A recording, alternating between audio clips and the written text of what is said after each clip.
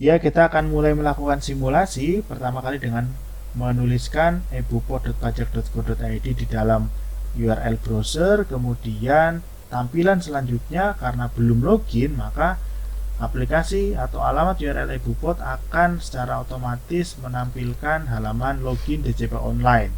Nah, silakan melakukan login dulu dengan menuliskan NPWP, password, dan juga kode keamanan. Setelah login, maka tampilan selanjutnya akan memunculkan aplikasi ebupod. Nah, aplikasi ebupod ini tersedia tampilan dari menu dashboard. Di dalam menu dashboard ini berisi seluruh riwayat SPT yang telah dikirimkan atau telah dibuat. Di sana di bagian kolom action bisa melihat BPE ataupun melihat data-data lain terkait dengan SPT masa tersebut. Kemudian ada juga menu sebelahnya, ada bukti pemotongan untuk mengentry PPH atau bukti potong PPH 2326 baik manual maupun impor Excel. Di sebelah kanannya lagi ada SPT masa dan sebelah kanannya lagi ada penanda tangan untuk mengatur siapa pengurus yang menandatangani SPT. Seperti itu ya menu-menunya.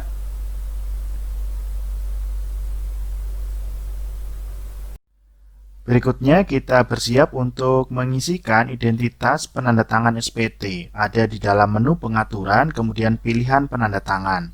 Jadi ada identitas pengurus yang harus kita entry terlebih dahulu sebagai pihak atau orang yang akan menandatangani SPT. Kita lihat di dalam layar sudah ada satu orang pengurus, kemudian kita akan menambahkan satu orang lagi pengurus. Kita cukup mengisikan NPWP-nya saja, nanti secara otomatis sistem akan mendeteksi dan menampilkan nama pengurusnya atau nama orang dengan NPWP tersebut. Kemudian kita pilih wajib pajak atau pengurus, kemudian kita pilih aktif dan kemudian klik simpan. Dengan begitu maka sudah selesai penambahan satu orang pengurus dan kita bisa lihat di bagian bawah daftar penandatangan sudah ada 2 orang. Berikutnya kita bersiap untuk mengentry bukti pemotongan secara manual. Ada di dalam menu bukti pemotongan pasal 23, ada di sana pilihan daftar bukti potong 23 dan input bukti potong 23. Tampilan pertama akan muncul pilihan tahun pajak, kemudian muncul isian masa pajak. Ini masa pajak saat terutangnya, kemudian ada pilihan untuk mengisikan identitas wajib pajak yang dipotong. Bisa memilih NPWP, kemudian kita mengisikan digit nomor NPWP-nya. Dengan mengisikan digit itu, maka akan secara otomatis muncul identitas nama, alamat, dan sebagainya. Dan di sini juga ada di bagian kanan terkait dengan menggunakan identitas suami atau istri, ditambahkan keterangan lanjutannya. Kemudian masuk ke entry dokumen. Dokumen sebagai dasar pemotongan, silakan klik tambah, kemudian dari nama jenis dokumennya dari mulai faktur, invoice, surat pernyataan, surat perjanjian, pengumuman, dan segala macamnya bisa dipilih salah satu untuk kita jadikan sebagai dasar dilakukannya pemotongan PPh 23. Kemudian tuliskan nomor dokumen yang dimaksud. Dari nomor dokumen ini juga nanti tuliskan tanggal dokumen tersebut. Dasar pemotongan dokumen ini bisa lebih dari satu untuk satu lembar bukti potong. Jadi bisa menggabungkan beberapa dokumen dalam satu pemotongan.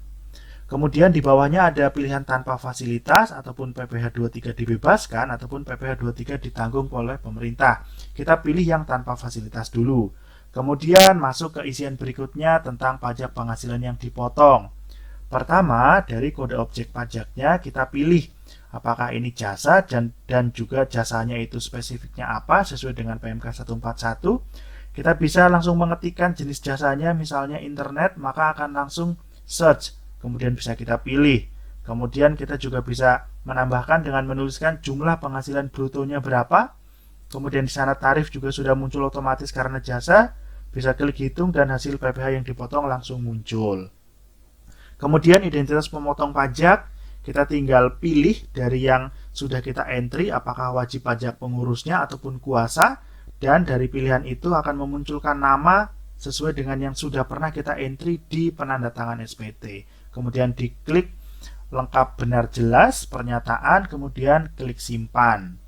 Dari hasil klik simpan ini nantinya akan muncul, bisa kita pantau di menu daftar bukti pemotongan. Ini berisi semua daftar bukti potong yang sudah pernah kita buat dengan ada status juga di sebelah kanan. Berikutnya kita lihat di daftar bukti potong di sebelah kolom paling kanan ada aksi, terdiri dari lihat, ubah, hapus, dan kirim email. Kita coba klik di yang lihat untuk melihat bukti potongnya. Ini hasil bukti potong dari data yang tadi sudah kita entry, itu bisa di-download juga ke dalam bentuk PDF.